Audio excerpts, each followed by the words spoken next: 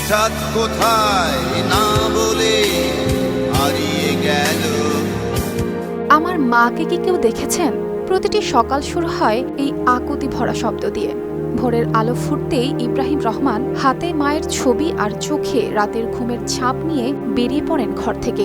শহরের প্রতিটি বাজার, ব্যস্ত রাস্তাঘাট, চায়ের দোকান, যেখানেই যাচ্ছেন অচেনা অজানা মানুষের সামনে তুলে ধরছেন মায়ের মুখ।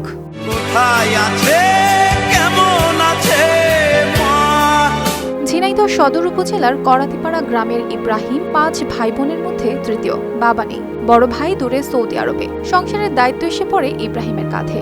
ছোট দুটি ভাই ও মা ফাতেমা বেগমকে নিয়ে গড়ে তুলেছিলেন ছোট্ট একটা স্বপ্নের সংসার। কিন্তু 2 বছর আগে হঠাৎ করেই মা মানসিক ভারসাম্য হারিয়ে ফেলেন। সেই থেকেই ইব্রাহিমের কাঁধে সংসারের সব দায়িত্ব। তবুও কঠিন জীবনেও আশার আলো হারাননি ইব্রাহিম। দিন চলে যাচ্ছিল কোনো রকমে। হঠাৎ আরো বড় আঘাত। 10 জুন সকালে ইব্রাহিমের মা ফাতেমা বেগম নিখোঁজ হয়ে যান। সেই দিন থেকে ইব্রাহিমের প্রতিটা সকাল শুরু হয় মায়ের ছবি হাতে নিয়ে পথে পথে ঘুরে।